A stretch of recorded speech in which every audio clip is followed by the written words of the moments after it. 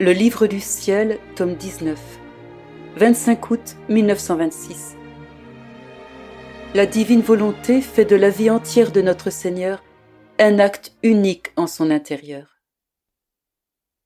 Je me rappelais tous les actes de notre Seigneur afin de m'unir avec lui, mais aussi pour trouver sa très sainte volonté opérant dans tous ses actes, afin de pouvoir m'identifier à elle et faire de mon acte un seul acte unique.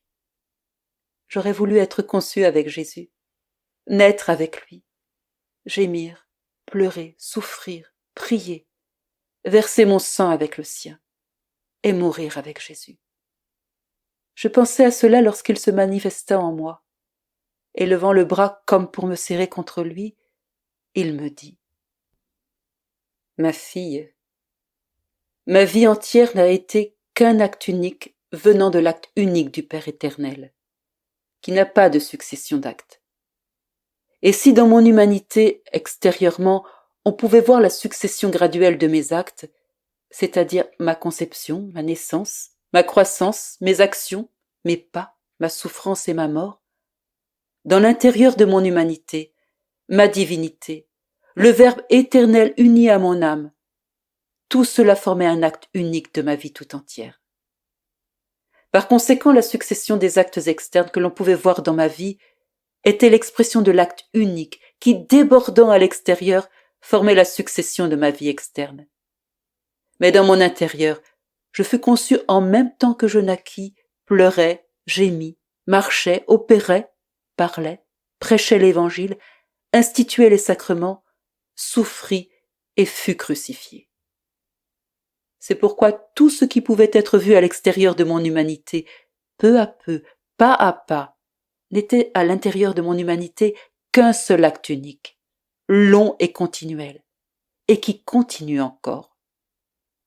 Ainsi, comme je fus conçu de l'acte unique de l'Éternel, j'ai toujours été dans l'acte d'être conçu, d'être né, de gémir et de pleurer. En somme, tout ce que je faisais demeurait en acte, et un acte continu, parce que tout ce qui vient de Dieu et demeure en Dieu ne subit ni mutation, ni croissance, ni diminution. Lorsque l'acte est accompli, il demeure avec la plénitude de vie qui ne se termine jamais et peut donner la vie à tous et autant qu'ils le veulent. Ainsi, ma volonté maintenait et maintient toujours toute chose en acte, ma vie entière, tout comme elle maintient en acte la vie du soleil, sans lui permettre de diminuer ou de croître dans sa lumière, dans sa chaleur et dans ses effets. Tout comme ma volonté préserve l'étendue des cieux avec toutes les étoiles, sans jamais diminuer ou disperser une seule d'entre elles. Et il en est ainsi pour bien d'autres choses créées par moi. De la même manière, ma volonté suprême maintient la vie de tous les actes de mon humanité sans même en disperser un seul souffle. Partout où elle règne, cette volonté ne sait pas faire des actes séparés. Sa nature est un acte unique, multiple dans ses effets, mais toujours un dans son acte. Par conséquent, elle appelle l'âme à se laisser dominer par elle en union avec son acte unique afin qu'elle puisse trouver tous les bienfaits, tous les effets que seul l'acte unique d'un Dieu peut posséder.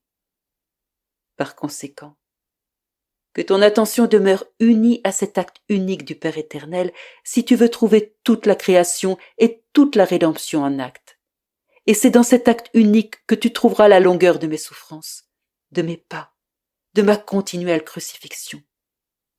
Tu y trouveras toutes choses. Ma volonté ne disperse rien. Tu seras identifié en elle avec mes actes et tu prendras le fruit de ma vie tout entière. Sinon, il n'y aurait pas une grande différence entre mon action et celle de mes saints. D'autre part, puisque mon action est un seul acte unique, il y a entre mon acte et les leurs une différence comparable à celle du soleil et d'une petite flamme, entre la grande mer et une goutte d'eau, entre l'immensité des cieux et un petit trou. Seul mon acte unique a la puissance de se donner à tous et d'embrasser toutes choses. Et en se donnant, il ne perd rien.